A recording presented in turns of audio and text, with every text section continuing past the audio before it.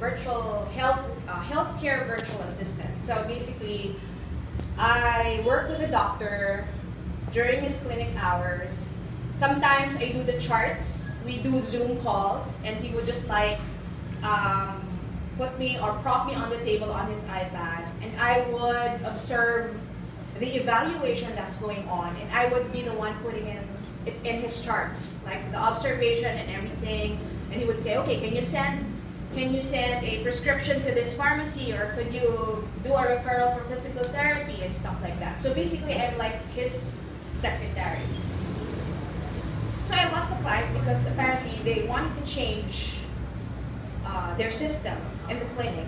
And when they joined a group of other surgeons, they already had an existing person in my position. So I got sacked. I felt a little bit sad, but then Divine asked me, hey, can you come and join the band workshop? So I joined. I met a lot of people, and I said, okay, probably here's another avenue where I can try to do things that I want to do. I want to try because I want to learn new things. I always crave for new skills or new knowledge. And I joined Vanna, and then they were talking about how we could help each other out. So I volunteered. I said, okay, can I go ahead and do the English 101 classes? So I did like 2 sessions, and Carrie, the founder of Vanna, recognized the effort, and so I was then introduced to Ricky at that time because we were just starting the summit meetings during that time. So Ricky interviewed me and said, oh, what do you do? And I said, oh, well, basically I do transcription. And so he said, okay, can you listen to video and then do a write-up and something like that? And I said, okay, that's fine. So I thought it was only one write-up. We started with 20, and now we ended with 50. That's how great Ricky is. Did I forget to tell you there's like 20 more? Oh no! And then after that, I was the videos were actually uploaded on YouTube, and then I was watching some of the videos there, and I accidentally watched Ricky doing his TEDx speech on YouTube. I just mentioned to him, hey, Ricky, I watched your YouTube video on TEDx. Didn't you know that one of my wildest dreams is to be a TEDx speaker? And then he said, oh, you want to do public speaking? I said, yeah, well, probably in 2020. And you know what he said? Well, we do have Freedom Talks this coming, blah, blah, blah. Can you choose a date? And I said, okay, hold your horses. I'm not yet ready. Well, you are already on the agenda, so prepare. Yes, so prepare. Okay. Oh, yeah. But I believe that everything that actually happened is not an accident. Now, my topic will be embracing the past. And let's go back 20 years from today. Okay, this is I my was 6 last. years old then. Oh, let's not count the age. Let's not count the age.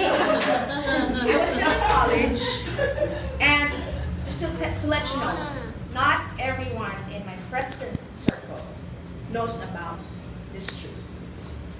Okay, so 20 years. Hey.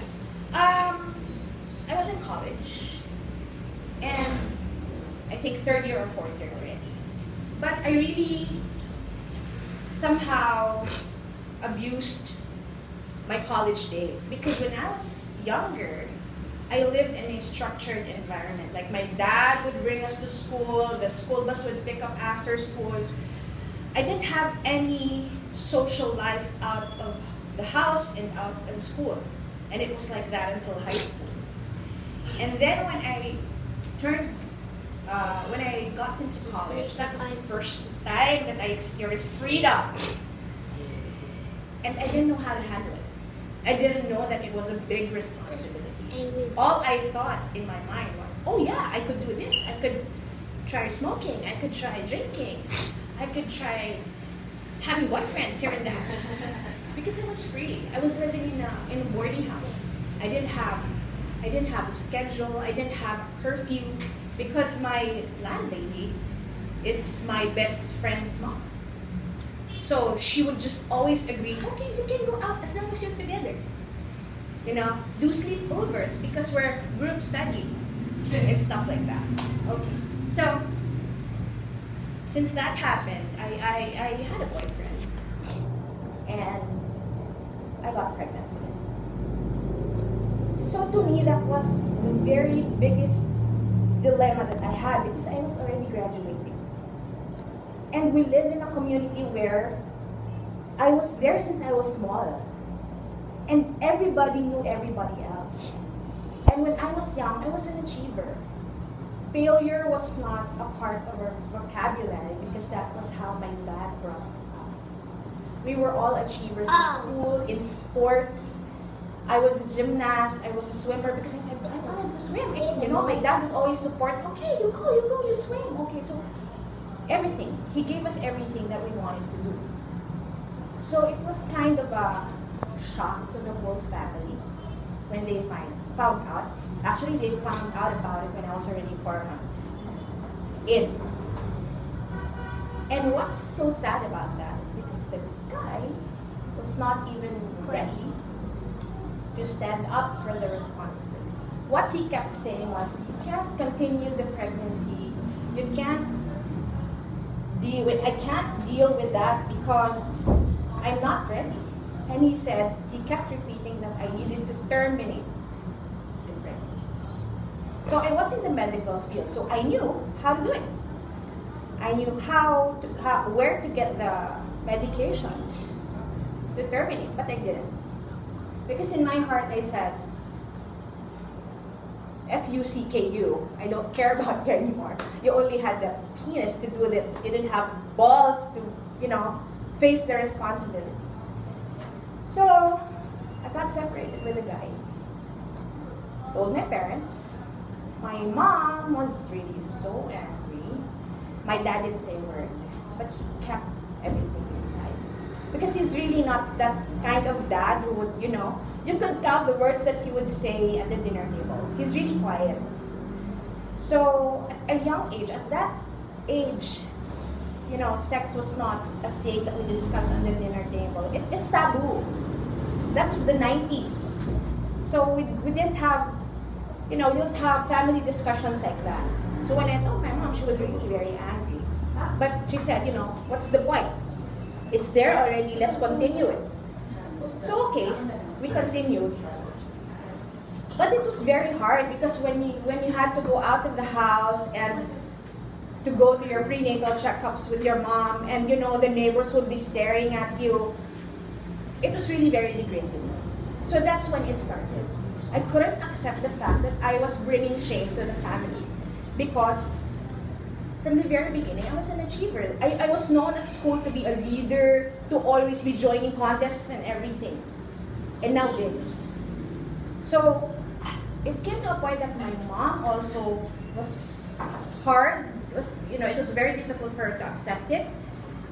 That when my son was born, when some of her friends would ask who that baby was in the house, she would say that it was a son of her sister's.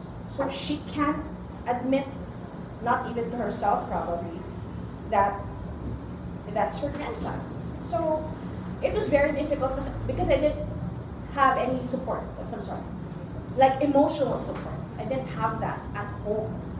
But I'm not blaming her because, probably there's circumstances called for it because, she was also afraid to be judged in every way. So we kind of were in a community where, people judges people all the time. So with that kind of mentality, I said to myself, I'm a bad girl, so what the heck? I became rebellious. It down spiraled. Instead of me becoming a better mom to my son, I became rebellious. I neglected him. I left him at home. I would go on drinking sprees. I would go to sleepovers and stuff. I would have boyfriends left and right. It was a bad era at that time. And then, here came another problem. I got pregnant again with another guy. But I thought, or so he said, that he was willing to, accept me for that, my son. So I said, okay, that's fine. Then let's go. Let's do it. And then when I was almost about to give birth, he just went poof, like a magician, like Harry Houdini, escape artist. So again, it became a cycle. My mom would again deny who the children were in our house, and I would again feel that I'm not worth it anymore. So why should I be good when I'm already labeled as the bad girl or as the black sheep of the family? So I was just working and working and working because I thought, okay, let's just provide for the kids. But basically, I did not really take care of them. It was really my mom. I left them. And it took about 2 or 3 years working, and then I met my present husband. We were doing okay at first, and he said that he was willing to accept the kids. So we got married, we had our own kids, and then when we had our own kids, he suddenly changed his demeanor. He said, we can't have the 2 older kids with us because we can't afford it. That's what he said. So okay, I said, okay, that's fine. So we worked. And up until the time that we were already earning enough, I kept repeating it to him. Can we go ahead and bring the kids in? And he said, this was the one sentence that really struck me the most. You cannot hope for something that's not going to happen anymore. So don't keep bugging me for something that's not going to happen anymore. So at my present circle, where I was, his family, his friends, his relatives, no one knows. And I was living a double life. I was living 2 lives. I was keeping it a secret. First, because I didn't want to break the confidence of the present circle that I had. And second, it was a convenient excuse. Because I was feeling guilty that I was not able to provide for the 2 kids. So it was more convenient to hide them and deny them. Not even deny, but I'm not saying I introduce myself. Oh, I'm Sharon. I have 3 kids. I don't tell them I have 5 and then go about the history of doing it, telling them over and over again. So I lived like that for 15 years. And somehow, the guilt and everything, it just cascaded into depression. You feel that you're not good enough. You feel that you're not worthy.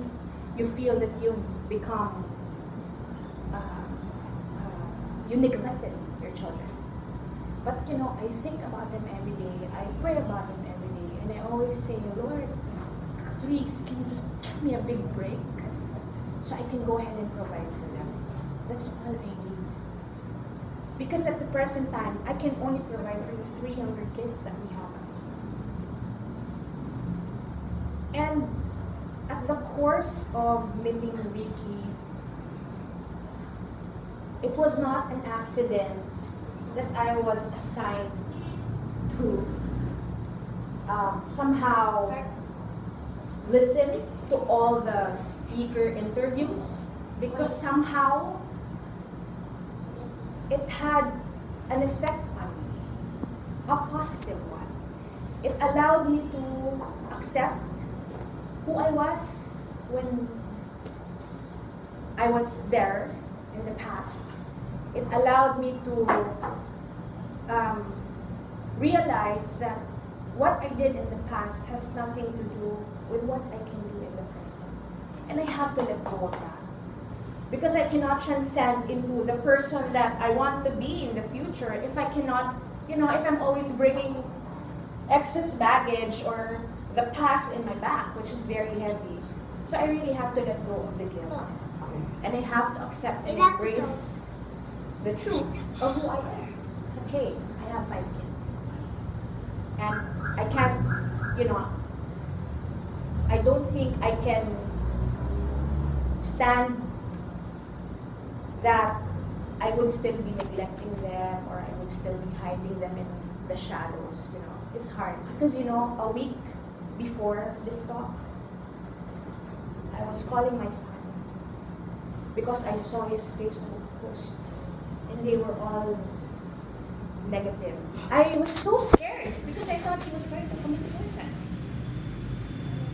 He felt so alone and stuff, and I messaged him, hey, what's up? And he said, no, I'm just being poetic, Mom. And then I called and I said, what's up? What's really up? And then he cried.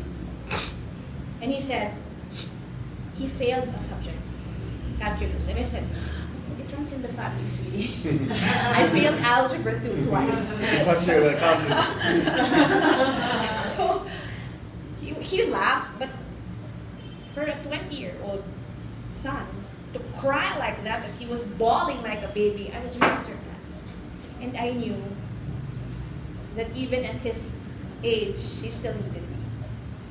And it became a realization that you will always be a mom, no matter what. Even if he's already 30, 40, 50, he's still going to need you. And I guess it's time that I take it back. The times, I'm sorry, I'm crying.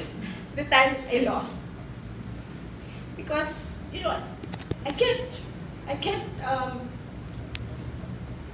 I hid the fact that I'm unable to provide for them. That's why I hid them there in the closet. And I can't do that anymore.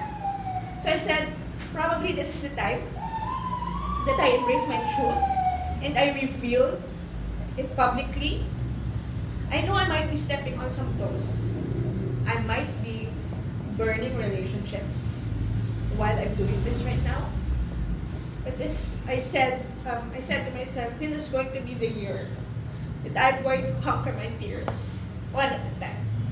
And this is the biggest fear that I have. Being judged and being, how should I say this? Being not loved because of my past. Because his family does not know. And I'm really afraid that I might be, they might disown us or they might disown me or whatever. But I said to myself, it's okay. If that's going to be the sacrifice that I need to do, if only I could make up for the lost time that I missed with my 2 other kids who are with my mom right now in the province. So it was really a transformation. The few weeks that I did the speaker interviews, the writing and everything, the transformation really came because God wanted me to speak to you right now. He wanted me to embrace my truth in front of you right now. Because probably He wants me to send a message that there's hope. And no matter how much people judge you, He loves you for who you are. So, I'm ready. I'm ready. I'm ready for whatever tomorrow will bring, the next week, the next few months. Now I am ready because I already embraced my truth. And I have come to terms with my past already. And I have broken away from that feeling of guilt that I wasn't able to do anything for them for the past 15 years. So there. Again, my name is Sharon. I'm 42 years old. And I am a proud mom of 5 kids.